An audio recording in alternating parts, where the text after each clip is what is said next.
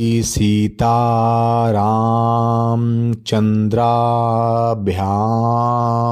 नमः। श्रीमद् वाल्मीकि रामायण बालकांड 63वां सर्ग। विश्वामित्र को ऋषि एवं महर्षि पद की प्राप्ति। मेनका द्वारा उनका तपोभंग तथा ब्रह्मर्षि पद की प्राप्ति के लिए उनकी घोर तपस्या।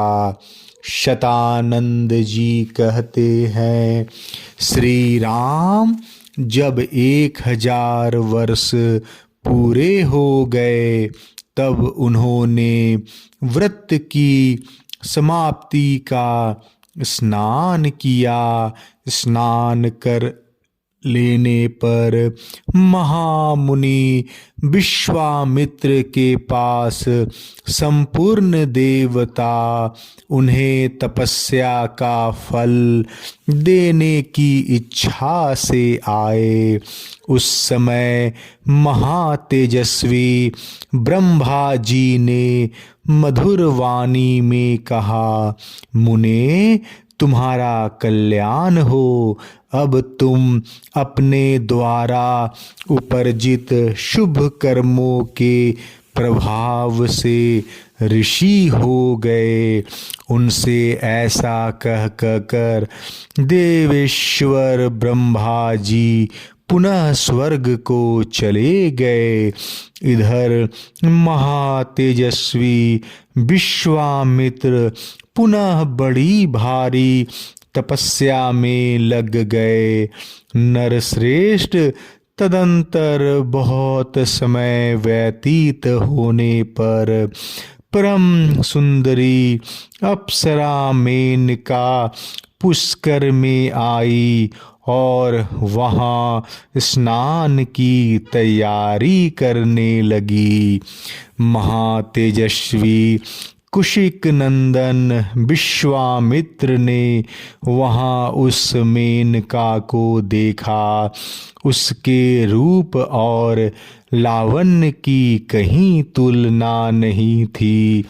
जैसे बादल में बिजली चमकती हो उसी प्रकार वह पुष्कर के जल में शोभा पा रही थी। उसे देखकर विश्वामित्र मुनि काम के अधीन हो गए और उससे इस प्रकार बोले, अप्सरा तेरा स्वागत है। तू मेरे इस आश्रम में निवास कर, तेरा भला हो। मैं काम से मोहित हो रहा हूँ, मुझ पर कृपा कर। उनके ऐसा कहने पर सुंदर कटी प्रदेश वाली मेनका वहाँ निवास करने लगी। इस प्रकार तपस्या का बहुत बड़ा विघ्न विश्वामित्र के पास स्वयं उपस्थित हो गया। रघुनंदन मेनका को विश्वामित्र जी के उस सौम्य आश्रम पे रहते हुए 10 वर्ष बड़े सुख से बीते। इतने समय बीत जाने पर महामुनि विश्वामित्र लज्जित से हो गए और चिंता और शोक में डूब गए।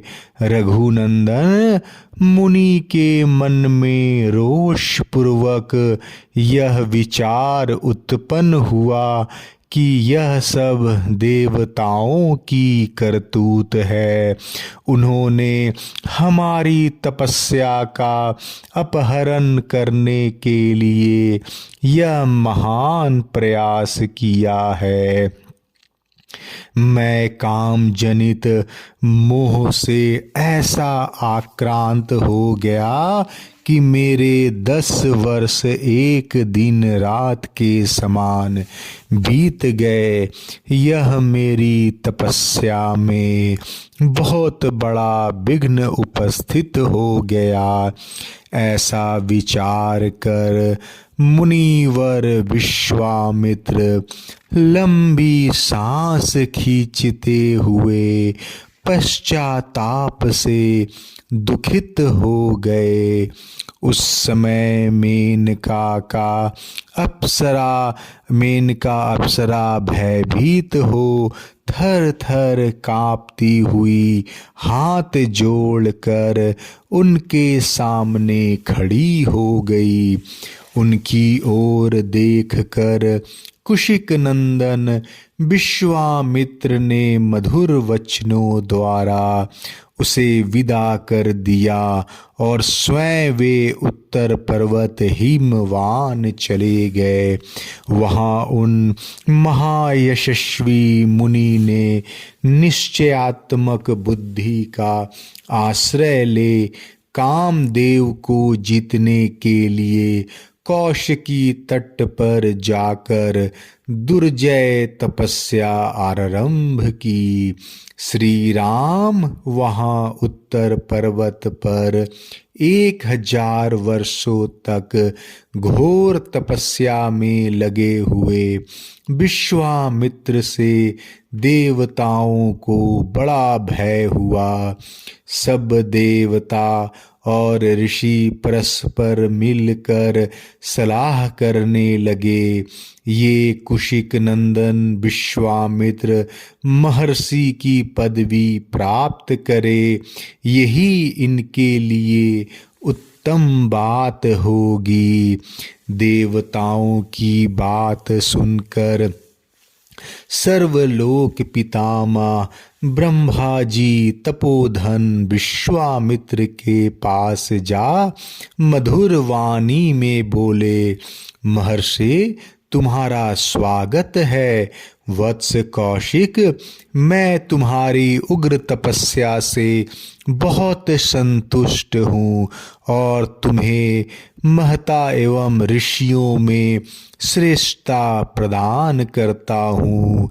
ब्रह्मा जी का यह वचन सुनकर तपोधन विश्वामित्र हाथ जोड़ प्रणाम करके उनसे बोले, भगवन, यदि अपने द्वारा उपार्जित शुभ कर्मों के फल से मुझे आप ब्रह्मर्षि का अनुपम पद प्रदान करे तो मैं अपने को जितेंद्रिय समझूंगा। तब ब्रह्मा जी ने उनसे कहा, मुनि श्रेष्ठ, अभी तुम जितेंद्रिय नहीं हुए हो, इसके लिए प्रयत्न करो। ऐसा कहकर वे स्वर्ग लोक को चले गए। देवताओं के चले जाने पर महामुनि विश्वामित्र ने पुनः घोर तपस्या आरंभ की। वे दोनों भुजाएं ऊपर उठाए बिना किसी आधार के खड़े होकर केवल वायु पीकर रहते हुए तप में संलग्न हो गए। गर्मी के दिनों में पंचाग्नि का सेवन करते, वर्षा काल में खुले आकाश के नीचे रहते और जाड़े के समय रात दिन पानी में खड़े रहते थे। इस प्रकार उन तपोधन ने 1000 वर्षों तक घोर तपस्या की। महामुनि विश्वामित्र के इस प्रकार तपस्या करते समय देवताओं और इंद्र के मन में बड़ा भारी संताप हुआ। समस्त मरुदगणों सहित इंद्र ने उस समय रंभा अप्सरा से ऐसी बात की जो अपने लिए हितकर और विश्वामित्र के लिए अहितकर थी। बालकांड 63वां सर्ग समाप्त। जय श्री राम।